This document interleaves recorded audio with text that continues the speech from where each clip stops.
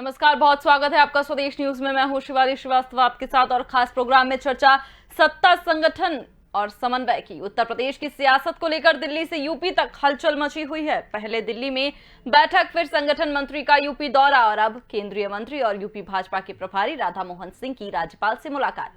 ऐसे में अटकलें कई हैं, लेकिन सबसे अहम जो है वो योगी मंत्रिमंडल में फेरबदल, 2022 विधानसभा चुनाव और नाराजों को साधना। अब लखनऊ पहुंचे यूपी बीजेपी के प्रभारी राधा मोहन सिंह राजभवन पहुंचे और राज्यपाल से मुलाकात की। राज्यपाल को एक बंद लिफाफा सौंपा। मीडिया के सवाल के जवाब में एक बात से तो राधा मोहन सिंह ने सीएम बदलने की बात को सिरे से खारिज कर दिया। उन्होंने कहा कि सत्ता और संगठन मिलकर अच्छा काम कर रहे हैं। साथ ही उन्होंने मंत्रिमंडल विस्तार पर मुख्यमंत्री योगी आदित्यनाथ द्वारा फैसला लिए जाने की बात कही। अब एक बात तो साफ होती दिख रही है कि यूपी में सत्ता और संगठन में समन्वय है। इसी मुद्दे पर करेंगे चर्चा, सत्ता, संगठन और समन्वय। लेकिन उससे पहले देखिए ये रिपोर्ट। यूपी में सियासी सरगर्मियों के बीच उत्तर प्रदेश के भाजपा प्रभारी राधा मोहन सिंह ने राज्यपाल आनंदीबेन पटेल से राजभवन में मुलाकात की। मंत्रिमंडल विस्तार को लेकर पूछे जाने पर उन्होंने कहा कि सही समय पर मुख्यमंत्री योगी आदित्यनाथ इस पर फैसला लेंगे। राज्यपाल से मुलाकात के बाद राधा मोहन सिंह ने कहा, राज्यपाल पुरानी परिचित हैं और आज तक मिल नहीं पाया था। आज उसी औपचारिकता को लेकर मिलने जा रहा हूँ। संगठन और सरकार अच्छी तरह से चल रहे हैं। कुछ सीटें खाली हैं तो उचित समय पर मुख्यमंत्री निर्णय लेंगे। सबसे मजबूत संगठन उत्तर प्रदेश लोकप्रिय सरकार उत्तर प्रदेश की सरकार। राज्यपाल से पहले प्रदेश अध्यक्ष से मिले राधा मोहन सिंह। योगी मंत्रिमंडल विस्तार की अटकलों के बीच भाजपा के प्रदेश प्रभारी राधा मोहन सिंह शनिवार को लखनऊ पहुंचे। देर शाम उन्होंने प्रदेश अध्यक्ष स्वतंत्र देव सिंह तथा प्रदेश संगठन महामंत्री सुनील बंसल के साथ बैठक की। इससे पहले बीजेपी के संगठन महामंत्री बीएल संतोष ने 3 दिन का लखनऊ दौरा किया था। इस दौरान वे दोनों उप मुख्यमंत्री और मंत्रियों के साथ अलग अलग मिले थे। डिप्टी सीएम केशव प्रसाद मौर्य के साथ उन्होंने बंद कमरे में लगभग आधे घंटे तक बात की। इसके बाद डॉक्टर दिनेश शर्मा से मुलाकात हुई और फिर एक एक करके सीनियर मंत्रियों से मिले। तभी से कयासों का दौर जारी है। हालांकि लखनऊ से जाने से पहले बीएल संतोष ने ट्वीट कर योगी सरकार के कामकाज की तारीफ की थी। ऐसे में अब देखना होगा कि मिशन 2022 विधानसभा चुनाव से पहले योगी मंत्रिमंडल में क्या फेरबदल हो सकता है। ब्यूरो रिपोर्ट, स्वदेश न्यूज। तो सत्ता और संगठन मिलकर अच्छा काम कर रहे हैं। जब से ये बयान सामने आया है, मंत्रिमंडल विस्तार पर मुख्यमंत्री योगी आदित्यनाथ द्वारा फैसला लिए जाने की भी बात कही जा रही है। अब एक बात तो साफ हो गई है कि यूपी में सत्ता और संगठन में समन्वय है। इसी मुद्दे पर हम आज चर्चा करेंगे अपने इस खास प्रोग्राम सत्ता, संगठन और समन्वय में। बहुत खास मेहमान हमारे साथ जुड़ेंगे, लेकिन आपको बता दें कि मंत्रिमंडल विस्तार पर योगी ये फैसला लेंगे। ये बयान अब सामने आ चुका है। हमारे साथ चर्चा में शामिल होने के लिए अनिल भारद्वाज जी जुड़ गए हैं, वरिष्ठ पत्रकार हैं। बहुत बहुत स्वागत है अनिल जी आपका स्वदेश न्यूज में। जी अनिल जी, देखा जा रहा है कि भाजपा अब सक्रिय हो गई है। 2022 के चुनाव की अगर हम बात करें, विधानसभा चुनाव के लिए, तो अब सक्रियता साफ देखी जा रही है। लगातार बैठकों का दौर जारी है। क्या कुछ मायने इन बैठकों के आपके नजरिए में? देखिए, इस बैठकों के मायने 2 प्रकार के हैं। एक तो संगठन की बात है जी, कि पंचायत चुनाव में जिस तरीके से संगठन की सक्रियता या निष्क्रियता जो भी रही, वो अपेक्षित सफलता जिस तरह से भाजपा को नहीं मिली है। एक तो उसको लेकर के कि कहाँ कमी थी, कहाँ गलतियां हुई है, क्या क्या कवर करना चाहिए था, इस मुद्दे पर हुई चर्चाएं जो संगठन को लेकर के हैं। संगठन ने कितना काम किया, जिस स्तर पे करना चाहिए था वो किया कि नहीं किया, ये भी चीजें हैं। दूसरे, सरकार के स्तर पर सरकार को जिस तरीके से काम करना चाहिए था, जो पंचायत चुनाव को गंभीरता से लेना चाहिए था, यही पंचायत चुनाव विधानसभा चुनाव में काम आएगा। उस नजरिए से भी देखा जा रहा है, टटोला जा रहा है कि सरकार और संगठन ने कितना काम किया तो विधानसभा चुनाव 2022 में होने वाला है उसमें काम आएगा। इस नजरिए से भी देखा जा रहा है, मन टटोला जा रहा है। तो हर एक विधायक हो और चाहे पदाधिकारी हो चाहे मंत्री, तो ये नजरिया इस तरीके से भाजपा का है कि चुनाव की तैयारियों को लेकर के अभी से जुटने की प्रक्रिया शुरू हो गई है। जी, इसके बाद अनिल जी अगर देखा जाए तो अन्य 2 पार्टियों की अगर हम बात करें, सपा और बसपा की, तो चिंतन मंथन जारी हो गया है। वहां भी किसको अकेले चलना है, किसको गठबंधन करना है, सारी जो चीजें हैं वो सामने आ रही हैं। देखा जाए तो बसपा से अभी 2 मंत्रियों को जो बाहर निकाला गया है वो भी, तो ऐसे में कितना जोड़ तोड़ लगाने में जुट गई हैं पार्टियां।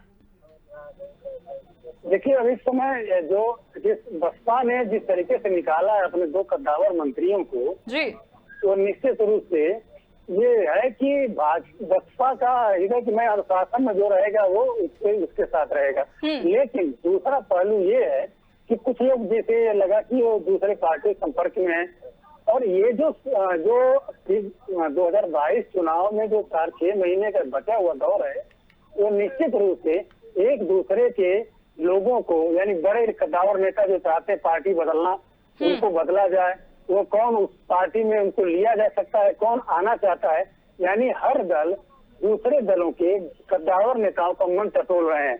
ऐसा नहीं कि इसमें भाजपा पीछे है, भाजपा भी अन्य दलों के जो ऐसे नेता हैं जो अपने दल पे चुनाव लड़ते हैं या जीतते हैं उनका भी मन टटोलने की कोशिश हो रही है, क्योंकि ये माना जा रहा है कि विधानसभा चुनाव में भाजपा के जितने भी जीते विधायक वो सबका फाइनल नहीं होगा, उम्मीदवार नहीं बनाया जाएगा, उनको उनमें से तमाम लोगों के टिकट कटेंगे।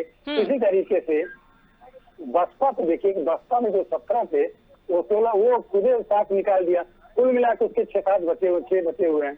तो अब उसमें तो नए सिरे से उनको करना पड़ेगा कि कौन प्रत्याशी आएगा। लेकिन ये जो चुनावी दौर जब शुरू होगा तो आयाराम जयराम वालों का जो स्थिति है वो आप देखिएगा किस तरीके से होगा। ये इसकी प्रक्रिया की शुरुआत अभी होने जा रही है कि क्योंकि कल हमने देखा कल कांग्रेस में कल कुछ पदाधिकारी शामिल हुए, बसपा सपा और भाजपा के कुछ पदाधिकारी, हालांकि उनका बड़ा नाम नहीं है, फिर भी ये जो दौर होता है इस पार्टी बदलने का दौर वो शुरू हो चुका है। जी बिल्कुल, हमारे साथ बीजेपी विधायक मूलचंद निरंजन भी जुड़ गए हैं। सर बहुत बहुत स्वागत है स्वदेश न्यूज में आपका। मूलचंद जी, मंथन जारी है, क्या निकल रहा है मंथन से? बंद लिफाफा सौंपा है आज राधा मोहन सिंह जी ने राज्यपाल को।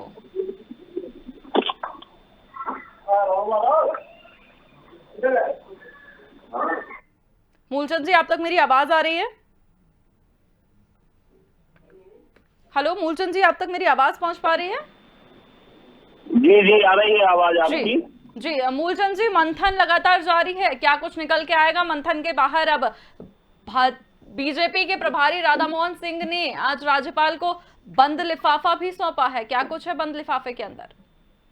नहीं देखिए, भारतीय जनता पार्टी का कोई नए सिरे से मंथन नहीं है। भारतीय जनता पार्टी की एक नियमित प्रक्रिया है। हमारे यहाँ लगातार संगठन की बैठकें होती हैं और कोई ये पहला ऐसा मौका नहीं है कि आज ही बैठक हो रही है, आज ही मंथन हो रही है। चाहे प्रदेश स्तर की हो, राष्ट्रीय स्तर की हो, जिला स्तर पर हो, हमारे यहाँ तो रूटीन है। महीने 2 महीने में बैठकें होती है, चर्चा होती है, जो हमारा पार्टी को आगे बढ़ाने के लिए जो अच्छे से अच्छा हो सकता है उस पर विचार होता है।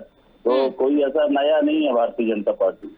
ठीक है, लेकिन अखिलेश यादव जी ने ट्वीट कर निशाना साधा है, आपको ट्वीट बता देती हूँ। भाजपा की अजब नीति है, उत्तर प्रदेश के मुख्यमंत्री पर उनकी मर्जी के विरुद्ध दिल्ली से भेजा एक अधिकारी थोपना व पश्चिम बंगाल की मुख्यमंत्री जी की मर्जी के विरुद्ध एक अधिकारी को पश्चिम बंगाल से दिल्ली बुलाना। उत्तर प्रदेश में डबल इंजन से राज्य को खींचने के झूठे वादे करने वालों के बीच खींचतान चल रही है पार्टी में। नहीं, ये तो जो है क्योंकि उनका अपना व्यक्तिगत मत है। भारतीय जनता पार्टी में न ऐसा रहा है न ऐसा होने वाला है। भारतीय जनता पार्टी प्रदेश नेतृत्व तो हमारा चाहे संगठन का हो चाहे सरकार का हो, हमारा नेतृत्व सक्षम है और नेतृत्व के प्रति कहीं कोई किसी प्रकार का की कोई कंफ्यूजन नहीं है। मैं समझता हूँ कि ये अन्य दलों के लोग जो कह रहे हैं वो अपने दलों की तुलना कर रहे हैं। भारतीय जनता पार्टी में कहीं ऐसा कुछ नहीं। ठीक है अनिल जी, देखा जाए तो आज राधा मोहन सिंह जी ने साफ कर दिया है कि कोई जिस तरह से सीएम के चेहरे के बदलाव की जो अटकलें लगाई जा रही थी, उन्होंने साफ बोल दिया है कि इससे अच्छा सीएम नहीं मिल सकता। तो ऐसे में अब और क्या, अब साफ तौर पर ये देखा जा चुका है कि मतलब अब सिर्फ तैयारियां हैं, जो नाराज जो लोग हैं उनको मनाने की कवायद अब शुरू हो गई है।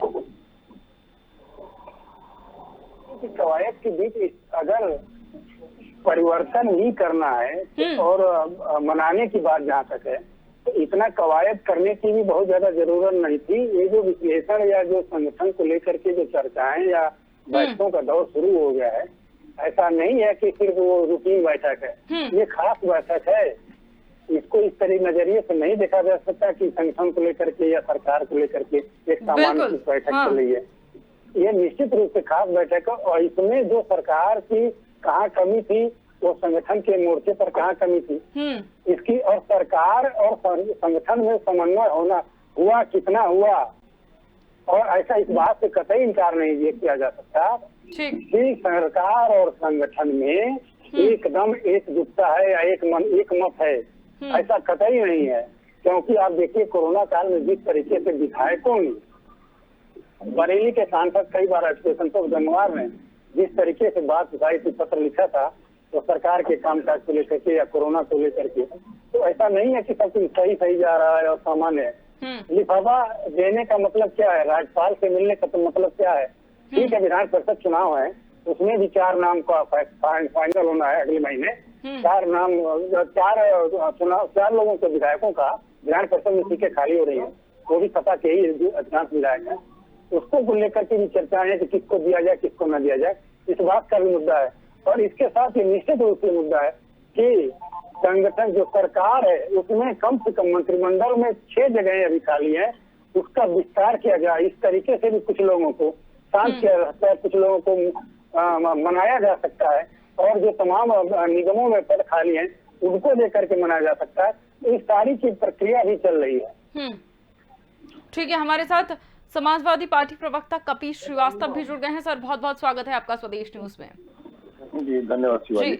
बीजेपी में मंथन शुरू हो गया है, सपा ने प्रयोग करके देख लिया कहां खड़ी है पार्टी 2022 के चुनाव की अगर हम बात करें तो। कपीश जी देखिए, आत्ममंथन और आत्मचिंतन उनको करने की आवश्यकता है जिन्होंने बड़े बड़े वादे किए और वादे पे कहीं खड़े नहीं उतरे। दूसरा, कोविड मैनेजमेंट के अंदर जिस तरीके के इनको जो है वो सुप्रीम कोर्ट की फटकार लगी, इनको हाई कोर्ट ने आईना दिखाया, जिनोसाइड तक कह दिया कि सरकार जिनोसाइड कर रही है, अनुच्छेद 21 का वायलेशन कर रही है। और जिस तरीके से गंगा नदी के तमाम तटों पे, और आपने गंगा नदी में बहते हुए लगभग 2000 से ज्यादा हिंदुओं को शव को देखा होगा और कुत्तों को नोचते चीलों को खाते देखा होगा, तो ये वो सारी चीजें थी जिसके तहत ये सारी बैठकें होनी स्वाभाविक है। आत्ममंथन और आत्मचिंतन आवश्यक है। इसी वजह से भारतीय जनता पार्टी के केंद्रीय नेतृत्व की कुछ दिन पूर्व संघ के साथ बैठक हुई थी, और उसके बाद BL संतोष साहब भेजे गए थे उत्तर प्रदेश में, क्योंकि उत्तर प्रदेश में खेमेबाजी इनके आज से नहीं है, क्योंकि योगी आदित्यनाथ जी और उनका खेमा और टीम 11 और टीम 9 ये इनके अपने ही विधायकों की नहीं सुनते हैं। आपको याद होगा कि 200 इनके विधायकों ने विधानसभा पे इनके विरुद्ध धरना दिया था। आपको ये भी याद होगा कि प्रदेश के पूर्व इनके प्रदेश अध्यक्ष और वाजपेयी साहब को एक रिपोर्ट लिखाने के लिए अपने ही सरकार में थाने के सामने बैठ करके उन्हें बकायदा धरना प्रदर्शन करना पड़ा था। और अभी हालिया का मैं आपको एक जिक्र कर दूं कि अभी करीब 7-8 रोज पहले भारतीय जनता पार्टी के प्रवक्ता और हाई कोर्ट के प्रैक्टिशनर दिलीप कुमार श्रीवास्तव एडवोकेट जो इनके प्रवक्ता थे, उनको पुलिस ने काफी मारा पीटा है, बावजूद उसके कोई आवाज उठाने वाला नहीं इन्हीं के पार्टी के अंदर। तो जिस तरीके से वो असंतोष व्याप्त है, उसको BL संतोष से इजहार किया गया था इनके पार्टी के तमाम लीडर्स के द्वारा और तमाम मंत्रियों के द्वारा, जो समय समय पे कोरोना काल में इन्हें आईना दिखाते आए। लेकिन चूंकि संतोष साहब यहाँ से गए थे और उन्होंने सब कुछ जानने के बाद अपनी एक रिपोर्ट लगाई होगी, और उनकी रिपोर्ट को देख करके जो ट्विटर पे उनका ट्वीट था, कॉमा बाय फुल स्टॉप, अगर उसका निर्वचन किया जाए तो अंत में यही निकलता है कि योगी जी को बदला नहीं जा सकता, वह संतोषों को चाहिए कि उनके नेतृत्व में चुनाव लड़े। तो योगी जी जो है वो कहीं ना कहीं भारतीय जनता पार्टी के लिए मजबूरी है, वैसे उत्तर प्रदेश की जनता के लिए बिल्कुल नहीं जरूरी है। लेकिन बावजूद उसके भारतीय जनता पार्टी विवश है इनके सामने, और जो अंदर पार्टी का कलह चल रहा है वो अभी कुछ दिन बाद आपको खुल करके सामने आएगा, और जो इनके यहाँ भगदड़ मचेगी वो आपको स्वयं पता चल जाएगा कि भारतीय जनता पार्टी कहाँ खड़ी है। ठीक है, मूलचंद जी से इसका जवाब ले लेंगे। मूलचंद जी, भगदड़ नजर आएगी, कोरोना काल की बात करें, किसानों के मोर्चे की बात करें, बहुत सारे मुद्दे हैं जिस पर सरकार घिरी हुई है, कैसे संतोष व्याप्त होगा, आप कैसे ठीक करेंगे? आप ही के विधायक ने कुछ समय पहले कहा था कि ज्यादा बोलूंगा तो NSA ना लग जाए कहीं। देखिए, मैं समझता हूँ कि कोरोना काल की बात का मामला यदि है तो आपके सामने प्रत्यक्ष हम सबके सामने उत्तर प्रदेश है, और उत्तर प्रदेश के अंदर जितनी तेजी के साथ, जितने जल्दी कोरोना के इस भीषण महामारी इस संकट को उत्तर प्रदेश ने इतनी जल्दी नियंत्रण किया है वो हम सबके सामने है। WHO ने उत्तर प्रदेश की इस मामले में प्रशंसा भी की है और आज उत्तर प्रदेश देश का सबसे बड़ा प्रदेश होने के बावजूद भी तमाम बहुत छोटे छोटे राज्य जिनको कोरोना पर पूर्ण नियंत्रण नहीं कर सके, लेकिन आज उत्तर प्रदेश ने ये माननीय योगी जी के नेतृत्व में कोरोना पर पूर्ण नियंत्रण किया है। और हमने देखा भी होगा कि माननीय मुख्यमंत्री जी ने पूरे प्रदेश के अंदर एक एक जिलों में जाके कोरोना नियंत्रण के लिए अधिकारियों के साथ समीक्षा बैठक करके और सारी व्यवस्थाएं आज जिलों में हर गांव में जो है हमारी टीमें जा रही हैं और गांव में टीकाकरण हो रहा है। गांव में लोगों की जांच हो रही है। घर घर लोगों को PSC पे जाने की जरूरत नहीं है, एक एक गांव टीम पहुंच रही है। तो मैं समझता हूँ कि उत्तर प्रदेश के अंदर जो अभी आप कह रहे थे कोरोना पर जितने जल्दी और पूर्ण रूप से नियंत्रण हुआ है ये हम सबके सामने है। बाकी चूंकि अब आप कह रहे थे अपनी पार्टी की लोगों को देखना चाहिए। भारतीय जनता पार्टी एक मैं समझता हूँ एक संगठन है, एक विचारधारा है और विचारधारा में जैसे मैंने पूर्व में कहा था कि हमारे यहाँ तो नियमित रूप से बैठकें होती हैं, चर्चा होती है, विचार मंथन होता है। तो उसी रूटीन में हमारे यहाँ बैठकें चल रही हैं। कहीं किसी प्रकार का कोई कंफ्यूजन नहीं है, कोई डाउट नहीं है। हमारा प्रदेश नेतृत्व संगठन का और सरकार का दोनों नेतृत्व हमारा मजबूत है और उन्हीं के नेतृत्व में भारतीय जनता पार्टी जो है आगे बढ़ रही है और आगे भी काम करती रहेगी। ठीक है अनिल जी, आपके पास आते हुए क्या 2022 की विधानसभा चुनाव की अगर हम बात करें तो क्या बड़ा मुद्दा बन सकता है ये कि विपक्ष की आवाज को जो है वो दबा दिया जाता है पार्टी द्वारा? लगातार ये खबरें सामने आई हैं, लगातार ये आरोप भी लगते रहे हैं। अभी कुछ खबरें भी आई थी, विधायक ने बोला था NSA ना लग जाए ज्यादा बोल दूं तो, क्या ये मुद्दा नहीं उठेगा? देखिए, कानून व्यवस्था का मुद्दा चाहे कोई भी सरकार बने, किसी भी पार्टी की सरकार रहे, कानून व्यवस्था का मुद्दा हर दौर में रहेगा और आगे भी रहेगा। और 2022 के चुनाव में सबसे बड़ा मुद्दा तो कोरोना है। इससे बड़ा मुद्दा कोई है ही नहीं। कानून व्यवस्था तो पीछे हो गई। स्वास्थ्य सेवाओं को लेकर के और जिस तरीके से लोगों ने परेशानियों को झेला है उसको लेकर के और सरकार के कामकाज को लेकर के विपक्ष के पास तो इस समय सबसे बड़ा मुद्दा है। वो मुद्दा इतना बड़ा है कि अगर विपक्ष ठीक से करेगा तो उस मुद्दे को भुला सकता है। हालांकि मैं ये कहूंगा कि इस आफत काल में, विपत्ति काल में विपक्षी दल को भी जितना होना चाहिए, जहाँ होना चाहिए, जहाँ दिखना चाहिए था, वो उतना नहीं दिखे, सिर्फ सोशल मीडिया पर बयानबाजी के अलावा। तो ऐसा नहीं, सबको अपने अंदर झांकना पड़ेगा। और मुद्दा सबसे बड़ा कोरोना रहेगा। बिल्कुल। कपीस जी, कौन से मुद्दे ऐसे उठाए कोरोना काल की? आप लगातार बात कर रहे हैं कोरोना काल के चलते, कोरोना की वजह से सरकार को आप लगातार घेर रहे हैं। कौन सा मुद्दा उठाया अखिलेश जी ने? सड़क पर जाकर लोगों की राजनीति किसने की है? कैसे विकल्प मान लें आपको? पहली चीज ये है कि मैं अपने वरिष्ठ पत्रकार महोदय से पूरी तरह से सहमत हूं कि कोरोना जो पेंडेमिक है ये बहुत बड़ी असफलता भारतीय जनता पार्टी की और योगी सरकार की सामने खुल करके आई। अब बात रह गई कि इसमें क्यों विपक्षी दलों ने जो है अपनी भूमिका कितनी अदा की और कितना नहीं अदा की। तो उसका कारण यह है कि आपको याद होना चाहिए कि हम लोगों ने समय समय पे खुली चिट्ठी लिख करके सर्वदलीय बैठक की मांग करते रह गए कि सर्वदलीय बैठक कर लीजिए, ताकि हम लोगों से भी अपने अनुभव शेयर कर लीजिए। हम लोगों के कार्यकर्ताओं को, हम लोगों को भी जोड़ करके आप प्रशासन के साथ उतारिए। निश्चित तौर पे हम लोग जन जागरण के साथ मेडिकल शील्ड को वैसे भी पहुंचा रहे हैं और भी अन्य जैसे समाजवादी रसोईया हमारे यहाँ का कार्यक्रम चल रहा है, ये मुसलसल तरीके से चल रहा है। लेकिन अगर कोई ये कहे कि कोई विपक्षी पार्टी सरकार बन जाएगी या सरकार की एजेंसीज की तरह काम करेगी, तो ये फिर वही है कि आप अंधे को तारा दिखाने वाली बात कह रहे हैं। तो सबसे बड़ी चीज तो यही बात है, क्योंकि सत्यता को स्वीकार करना चाहिए कि भारतीय जनता पार्टी की डबल इंजन की सरकार जो चल रही है, ये इतनी तानाशाह सरकार है कि इसने विपक्ष को कुछ समझा ही नहीं। ये तो भारत का विपक्ष मानने के लिए तैयार नहीं है, ये तो पाकिस्तान का विपक्ष मानते हैं। सबसे बड़ी विडंबना ये है कि ये संघ से बैठक कर लेते हैं, ये भारतीय जनता पार्टी से बैठक कर लेते हैं, लेकिन विपक्षी दलों को समन्वय समिति बना करके काम देने का काम एकदम नहीं करते हैं। क्योंकि पूर्ववर्ती सरकारों ने बाकायदा अटल बिहारी वाजपेयी को, आपको याद होगा कि हम लोगों ने भारत का प्रतिनिधित्व बना करके भेजा।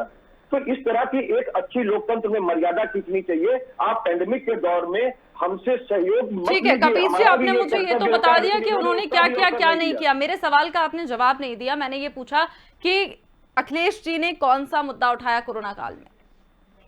बहुत सीधी सी बात है, ऑक्सीजन नहीं मिला, इसका मुद्दा उठाया हम लोग। कहाँ, ट्वीट पे? नहीं, ट्विटर पर? बिल्कुल नहीं, नहीं नहीं नहीं नहीं नहीं। क्या मोदी जी क्या कर रहे थे? घर घर घूम रहे थे क्या? अमित शाह जी किसके घर गए थे? मैं बहुत सीधी सी बात आपको शिवाली कह रहे हूँ कि किसी भी सिस्टम के अंदर सिस्टम काम करता है। अगर संपादक जो आपके न्यूज लिखते हैं अगर वो एंकरिंग करने लगेंगे तो फिर एंकर की क्या जरूरत रह गई? बहुत सीधी सी बात है, समाजवादी पार्टी कार्यकर्ताओं से मिलकर बनी है, जिसके पास अपने पदाधिकारी अपने नेता शामिल है, जिला इकाइयों से लेकर के गांव में बूथ इकाई तक गठित है। और हम लोग गांव गांव तक जन जागरण अभियान से लेकर के समाजवादी रसोई और मेडिकल किट बांटना और वैक्सीनेशन के प्रति अवेयरनेस का प्रोग्राम हमारा आज भी चल रहा है। बावजूद उसके अभाव क्या कहती है कि पैंडेमिक एक्ट में कौन सा आंदोलन खड़ा कर दे? हम लोगों ने तो जनता को यहाँ तक कि अपने स्कूटरों पे बैठा करके अपने टेम्पुओं में बैठा करके जैसे जो हमारे पास सुविधा अवेलेबल हो सकती थी चिकित्सालयों तक पहुंचाने का काम किया है। लेकिन हम दवा नहीं पैदा कर सकते, हम ऑक्सीजन नहीं पैदा कर सकते, हम वेंटिलेटर नहीं पैदा कर सकते, हम ऑक्सीजन कॉन्सेंट्रेटर नहीं पैदा कर सकते हैं। सुप्रीम कोर्ट के आईना दिखाने के बाद भी तो कहते हैं कि आप हमारे नीति में हस्तक्षेप कर रहे हैं। जब वो सुप्रीम कोर्ट को मानने के लिए तैयार नहीं है तो ये विपक्षी दलों की इनके आगे क्या हिसाब है? ठीक है, हमारे साथ गजराज सिंह जी भी जुड़े हुए हैं, कांग्रेस पूर्व विधायक है। सर बहुत बहुत स्वागत है आपका स्वदेश न्यूज में। जी गजराज जी, बीजेपी तो मंथन कर रही है, कांग्रेस क्या कर रही है? क्योंकि देखा जाए तो असम केरल की बात करें, सत्ता के करीब थी लेकिन बुरा हाल हो गया। ना संगठन उस तरह से मजबूत है, ना ही कोई फेरबदल होने की आशंका लग रही है। क्या कर रहे हैं 2022 के विधानसभा चुनाव के लिए उत्तर प्रदेश में? तब से लेकर के अब तक की बात करता हूँ। अगर इस कोरोना को बढ़ाया तो इस मौजूदा भाजपा सरकार ने, खास तौर से योगी और मोदी जी ने दोनों ने बढ़ाया। हम लोग आगाह करते रहे, हमारे नेता आगाह करते रहे कि आप इससे संभालिए। कोई दवाई की व्यवस्था इन्होंने नहीं करी, कोई बेड की व्यवस्था नहीं करी, कोई नया अस्पताल नहीं बनाया इन लोगों ने। हम लोग विपक्ष में रहने का काम क्या कर सकते थे? हम तो जगाने का काम कर सकते थे, लेकिन इन लोगों ने कभी भी एक कान से सुन करके दूसरे कान को निकाल दिया। कोई इन्होंने कोई व्यवस्था नहीं करके दी और आज उसका फल है। हम लोग मांग करें कि ये चुनाव अभी नहीं होना चाहिए। अगर ये चुनाव 2-4 महीने के लिए और हट जाता तो आज जो देहात के अंदर जो लाखों लाख लोग इसमें शहीद हुए हैं वो कोई भी अपने मृत्यु नहीं होती। लेकिन इन्होंने जबरन चुनाव जो स्टेट के जो असेंबली थी उनके और जो ये कराए ग्राम सभाओं के जो लोगों की जिंदगी से खेले हैं, ये भगवान इन्हें कहीं माफ नहीं करेगा, कहीं भी किसी भी सूरत में। और ये 2022 के अंदर निश्चित रूप से चले जाएंगे। हमारी नेता माननीय प्रियंका गांधी। ठीक है, लेकिन कांग्रेस क्या कर रही है? कांग्रेस तैयारी में है उत्तर प्रदेश चुनाव के लिए कि नहीं? 30 साल से हम लोग हुकूमत में नहीं है, दिल्ली में हम हुकूमत में नहीं। अभी भी हमारी नेता माननीय प्रियंका गांधी जी ने करोड़ों लोगों को जो दवाइयों की का काम अपने शुरू हम लोगों ने किया है। हम लोग आगाह करते रहे, लोगों को समझाते रहे। हम यही कर सकते हैं कि भी इसका कोरोना का पालन करिएगा। 30 साल से गजराज जी 30 साल से सूखा पड़ा हुआ है। कोई ऑक्सीजन की व्यवस्था इनके पास नहीं थी, कोई बेड की व्यवस्था पास नहीं थी, कोई नया हॉस्पिटल इन लोगों ने नहीं बनाया। केवल ये हम लोगों के जो बने बनाए हॉस्पिटल तो उनमें चल रहे थे। जो प्राइवेट डॉक्टर थे, हॉस्पिटल थे, उन्होंने लोगों को लूटा है। और देहात के अंदर मैं दावे के साथ कह सकता हूँ, जिसको आप झोला छाप डॉक्टर कहते हो, अगर वो झोला छाप डॉक्टर नहीं होते तो गांव और भी तबाह हो जाते हैं। उन लोगों ने काफी बड़ी सेवाएं की हैं। ठीक है, लेकिन आपने बताया कि कोरोना काल में क्या हुआ क्या नहीं हुआ, लेकिन सवाल यही है कि उत्तर प्रदेश में विकल्प क्या है बीजेपी का? किसको मान ले? क्योंकि जिस तरह से कोरोना का सहारा लेकर जो सारी पार्टियां घेरने में लगी हुई हैं, लेकिन जरूरी है आत्ममंथन की भी, क्योंकि पार्टी में तो मंथन शुरू हो गया है। बहुत बहुत धन्यवाद आप सभी मेहमानों का हमारे साथ जुड़ने के लिए। तो प्रदेश के सबसे पहले भाजपा ने चुनावी राजनीतिक सरगर्मियों को हवा दी, जिसके बाद कांग्रेस लगातार कोरोना की मदद के माध्यम से राजनीतिक बिसात को बिछाने में लग गई है। वहीं देखा जाए अगर बात करें प्रमुख 2 अन्य पार्टियों की, तो सपा और बसपा भी अब जोड़ तोड़ में लग गई हैं। पहले ये सक्रिय नहीं थी, लेकिन जिस तरह से अब बसपा में 2 बड़े नेताओं को निकालने की खबरें सामने आई हैं, उसके बाद अब देखा जा रहा है कि कयास लगाए जा रहे हैं कि अब वो जो 2 नेता हैं जो बसपा से निकाले गए हैं, सपा के संपर्क में हैं। इससे राजनीति गलियारों में और हलचल हो गई है। देखने वाली बात है कि क्या रंग लाती है, किसकी मेहनत उत्तर प्रदेश में किसका सिक्का बोलेगा। तब तक के लिए दीजिए इजाजत, देखते रहिए स्वदेश न्यूज। नमस्कार।